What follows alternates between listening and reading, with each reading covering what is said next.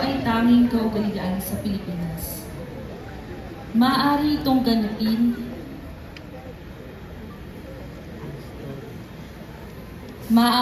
ganapin sa hulihan ng misa ng gabi ng pagkabuhay o sa unahan ng misa ng araw ng pagkabuhay. Sa liturhiya ng salubong, ang mga imahe ng pagkabuhay at ng mahal na Birhen ay magsasalubong sa isang pook na malapit sa simbahan o sa may harap ng simbahan.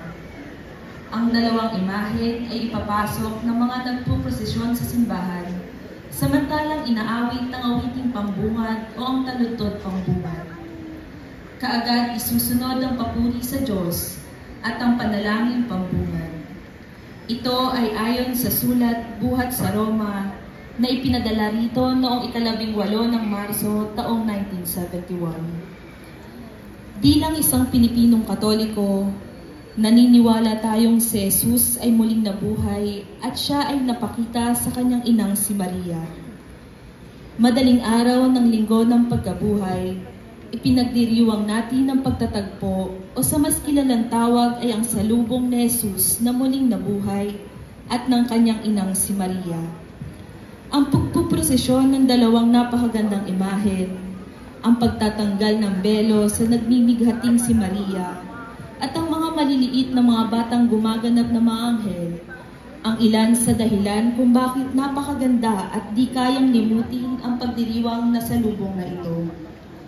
Subalit mainam din na tanungin natin ng ating sarili kung ano nga ba ang kahulugan ng ating pagdiriwang ng salubong. Ito ay di lamang ang pagpapakita ni Jesus sa kanyang ina, kundi ang kanya ring pagpapakita sa atin. Di lamang sa ina, kundi gayon din sa ating lahat na kanyang mga kapatid. Papaano siya nagpapakita sa atin? Sa pamamagitan ng kanyang mga salita, sa pagdiriwang ng banal na misa, sa pagtanggap ng banal na komunyon, siya ay patuloy na nagpapakita sa atin. Subalit atin din pakatatandaan na si Kristo ay nagpapakita sa atin sa tuwing tayo ay gumagawa ng mabuting bagay sa isa't isa. Siya ay nagpapakita sa atin kung tayo ay nagtutulungan, kung tayo ay humihingi ng tawad sa mga pagkakataong tayo nagkakasala. Si Kristo ay nagpapakita sa atin. Sa pagkakataong tayo ay nagpapatawad, siya ay nagpapakita sa atin. Kung tayo ay tapat sa ating pamilya at tapat din sa ating simbahan, si Jesus ay nagpapakita sa atin. Sa pagdiriwang ng salubong, si Jesus ay nagpakita kay Maria na kanyang ina. Subalit ating pakatatandaan na ngayon, si Jesus ay nagpapakita rin sa atin, sa kanyang mga kapatid, sa pagdiriwang ng Eucharistia. Sa ngalan ng Ama at ng Anak at ng Espiritu Santo. Amen. Tunay na nabuhay ang Panginoon. Alleluia! Sumasa Kanya ang kalulhatian, ang kapangyarihang magpas sa walang hanggan. Ang kapayapaan ng buhay ng Panginoon ay laging sumainyo. At sumayo rin. Mga kapatid, dapat nga tayong magalak at magpasalamat sa Diyos Ama at kay Jesucristong anak niya. Hinugasan sa dugo ni Jesucristo ang kasamaan ng sangkatauhan. Nung unang panahon, iniligtas ng Diyos ang kanyang bayan mula sa pagkaalipin. Itinawid sa dagat at inihatid sa pangakong bayan. Sa bukang liwayway na ito, ating ipinagdiriwang ang paglaya natin mula sa pagiging alipin ng kasalanan at ang pagtawid ni Jesucristo kasama tayo mula sa kamatayan patungo sa kanyang pagkabuhay. Ipagdiwang natin ang dakilang pag-ibig ng Diyos na nagpasayang tayo'y tubusin at ang kanyang malasakit sa atin sa pamagitan ni Jesucristo. Pakinggan natin ngayon ang salaysay mula sa mahal na pasyon sa pagsalubong ni Kristo sa kanyang mahal na ina.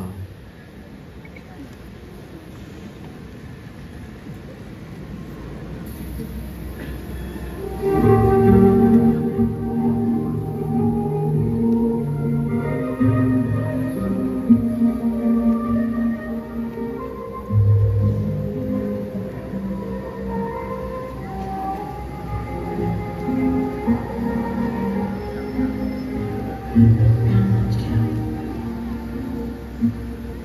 kinuha nila ang bangkay ni Jesus.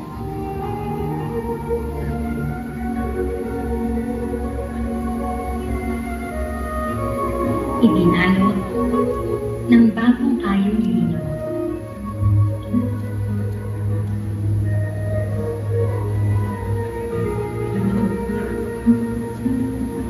Inilagay sa libingang yari sa bato.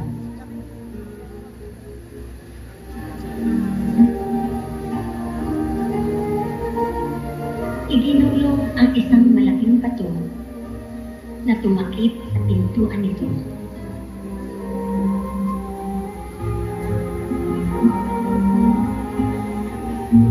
At sila ay lumisan.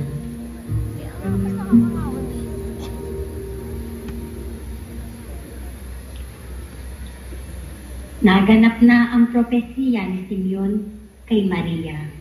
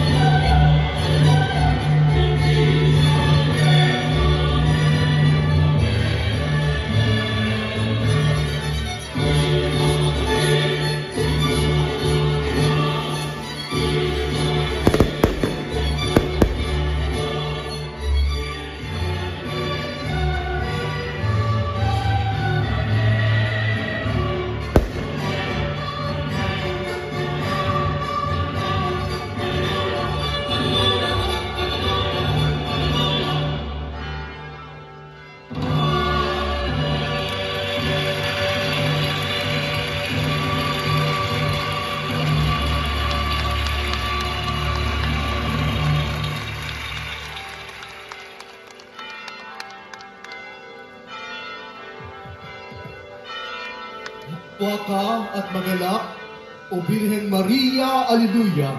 Sapagkat tunay na muling nabuhay ang Panginoon, Alleluia.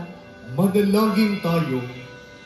O Diyos, na sa pamagitan ng muling pagkabuhay ng iyong anak, na si Jesucristong Panginoon namin, minarapat mong paligayahin ang mundo, hinihiling namin sa iyo na alang-alang sa Birhen Maria na kanyang ina, ay makamtan namin ang